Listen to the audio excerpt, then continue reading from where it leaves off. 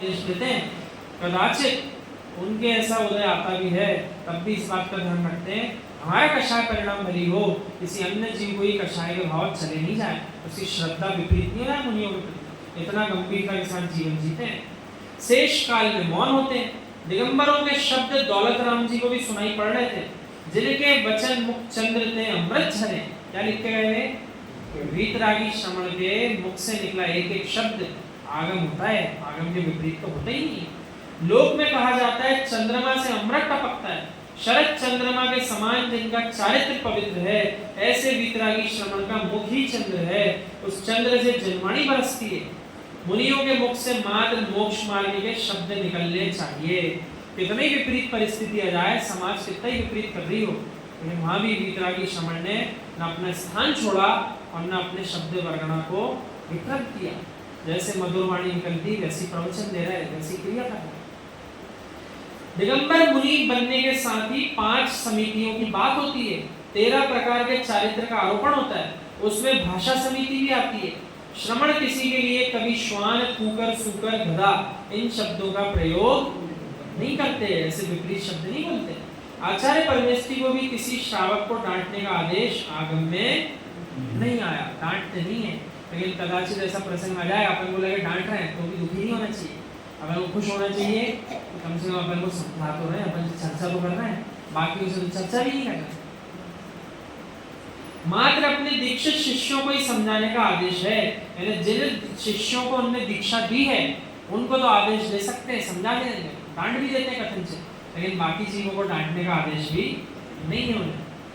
शेष लोगों से मौन रहने का आदेश है, इसलिए जिनवाणी कुछ है, मनवाणी कुछ और है।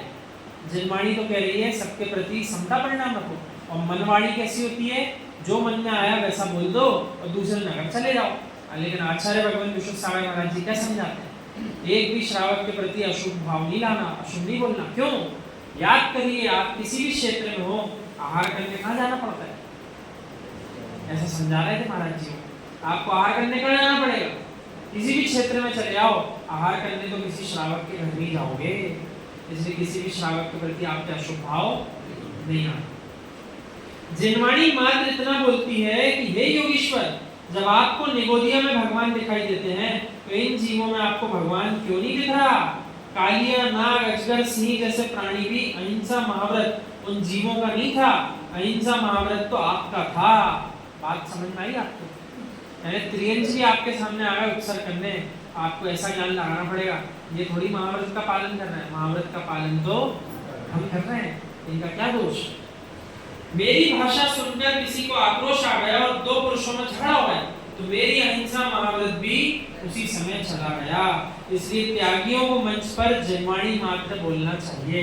इस ये पंक्ति आदेश जो है आचार्य श्री का, तो सभी वक्ताओं को अच्छे से अंदर में उतार लेना चाहिए। जब भी आप जिनवाणी सुनाने का मौका मिले तो जिनवाणी सुनाना, मनवाणी सुनाने की आवश्यकता वहां नहीं है किसी को। गुरु चरणों में पहुंचकर शुद्ध सागर महाराज जी ने दोनों हाथों में पीछे लेकर भाले संस्थापे, भाल पर स्थापित करके नमोस्तु निवेदित करके कहा, भाल अर्थात मस्तिष्क पर झुका कर ऐसा पीछे से, हे स्वामी अपराध क्षमा करो, मुझे आपकी आज्ञा का ज्ञान नहीं था, मुझसे दोष हो गया, मैंने मंत्रियों से चर्चा की और शास्त्रार्थ में उनको पराजित किया।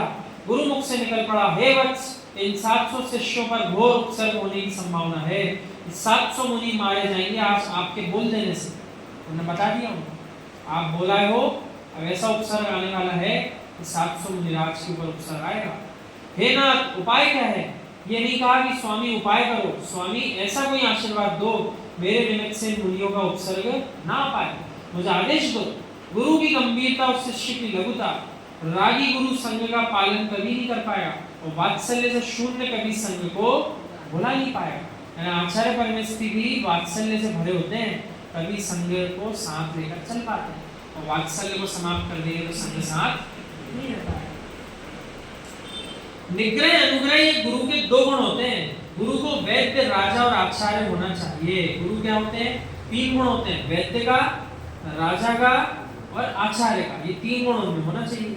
एक पिता एक माता, ये 2 मिलकर संतान तो पाल लेते हैं, परंतु जिनके अंदर माँ और पिता दोनों होते हैं वे हजारों योगियों को अपने साथ रखने की योग्यता रखते हैं। एक आचार्य परमेष्ठी में माँ का गुण भी है और पिता के समान डांट रहा है गुण भी